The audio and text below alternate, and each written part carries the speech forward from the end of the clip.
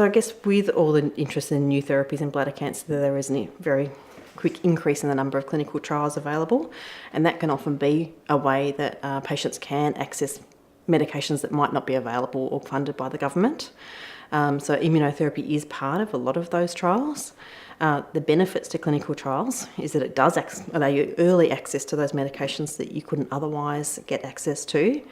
But a clinical trial is essentially an experiment of a new treatment. And most of the time it's comparing the standard treatment, which might be a type of chemotherapy, to immune therapy.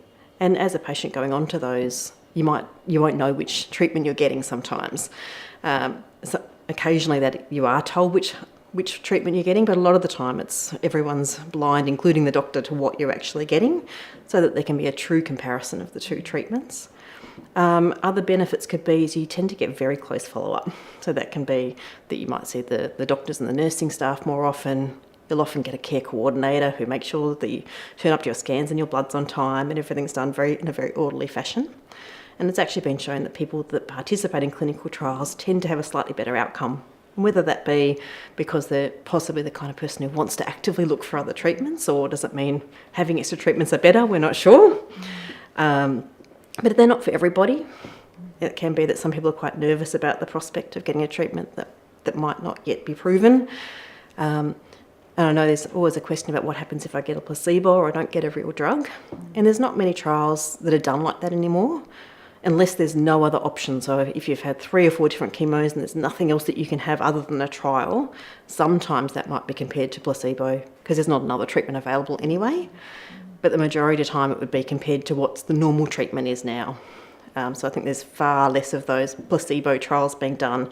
So there's 2 different ways to get funding with a clinical trial. A lot of the time it is funded by a pharmaceutical company who has discovered a new drug and tested it in the lab or on a small number of people to show that it might be beneficial. So they then roll it out and say, look, we need to try this in a lot more people to see if it really is helpful. And if that's the case, patients and the government don't pay for that treatment. It's really funded by the pharmaceutical company.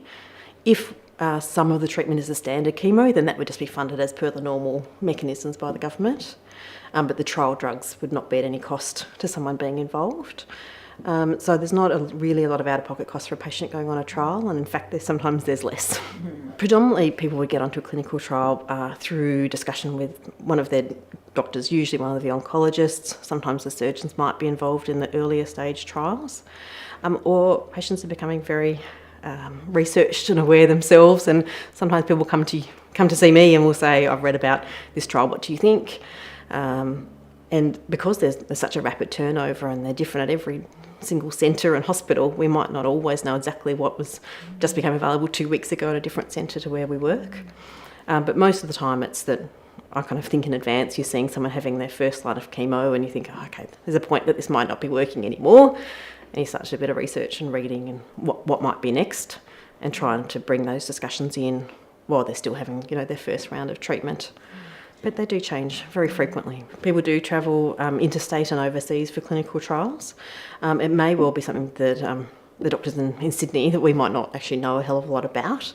So I try to encourage people to get as much information as they can first, whether that be contact that centre, whether it be America or wherever they want to go, and try and get at least some basic information about the trial, so we can talk about whether we think it's a suitable thing, and make sure then not possibly ignoring or not having a very proven treatment to go and do something that's quite radical. But yeah, then most of those kind of going overseas would be that a patient's heard about it or been told about it and brings it to us. Yeah, so for a drug to move from a trial situation through to a funded treatment would be that it has been proven to be either equally effective or better than what the current treatments are.